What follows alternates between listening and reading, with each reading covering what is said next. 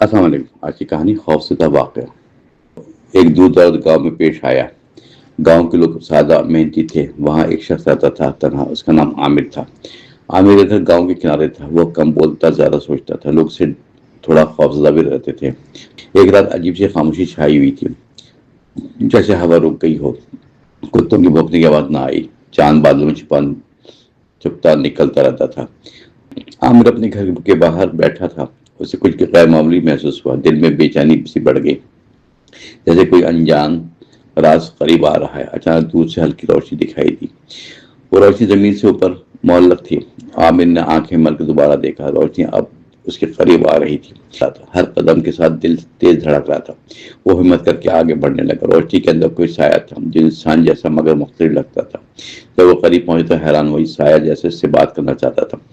کوئی آواز نہیں، مگر خیال آیا، ڈرو نہیں، ہم نقصان نہیں پہنچائیں گے۔ عامر کا دل سے لرزنے لگا شدید، مگر اس نے خود کو سنبھالنے کی کوشش کی۔ اس نے دل میں سوال کیا خاموشی سے، تم کون ہو اور یہاں کیوں آئے ہو؟ شاید تھوڑا اور واضح ہونے لگا۔ اس کی شکل انسانی جیسی تھی، مگر آنکھیں چمکدار اور غیر معمولی تھی۔ اس نے جواب دیا ذہنی اشارے سے، ہم مسافر ہیں دور دنیا کے، ہمیں تمہاری دنیا کے بارے میں جاننا ہے۔ عامر حیرت اور خوف کے درمیان تھا، مگر تجسس پر غالب آ چکا تھا۔ اس نے آہستہ سے سر ہلایا مثبت۔ سائے نے ارد گرد نظر دوڑائی، خاموش گاؤں کے سب لوگ گہری نیند سو رہے تھے۔ عامر نے پوچھا، کیا سب ٹھیک ہے؟ سائے نے جواب دیا، یار سکون ہے، ہم صرف تم سے بات کرنا چاہتے ہیں، کیونکہ تم دوسروں سے مختلف ہو۔ عامر کو یہ بات سن کر عجیب لگا۔ وہ ہمیشہ خود کو عام سمجھتا تھا، مگر آج اسے کوئی خاص کہہ رہا ہے۔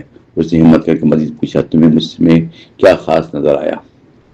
سائے نے مسکرا کر جواب دیا نرم لہجے میں، تم سوال کرتے ہو اور ڈرتے نہیں ہو، ایسے تمام لوگ کم ہوتے ہیں دنیا میں۔ روشنی اب تیز ہو گئی، فضا میں ایک ہلکی سی گونج پھیلی۔ عامر کو لگا جیسے وقت تھم گیا۔ اس نے اپنے ارد گرد دیکھا، حیران، ہر چیز ساکت اور خاموش تھی، صرف وہ اور پرسرار سایہ ایک دوسرے کے سامنے کھڑے تھے۔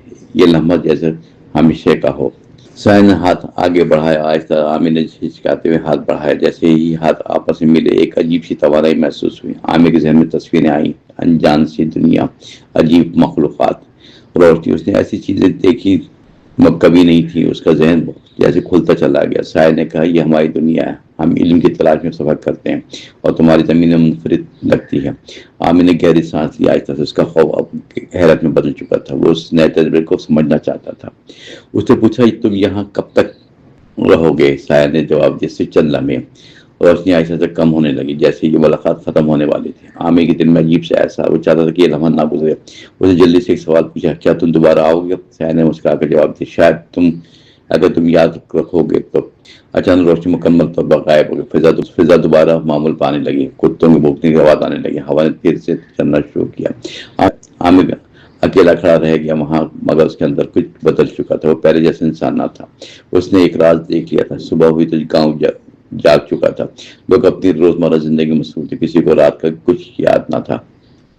عامر خاموشی سب کو دیکھتا، وہ جانتا تھا کہ جو اس نے دیکھا وہ صرف ایک خواب نہیں، بلکہ اس کے دل میں ایک نئی روشنی اور ذہن میں بے شمار سوالات۔ وقت گزرتا گیا، مگر وہ واقعہ عامر کے دل اور دماغ میں زندہ رہا۔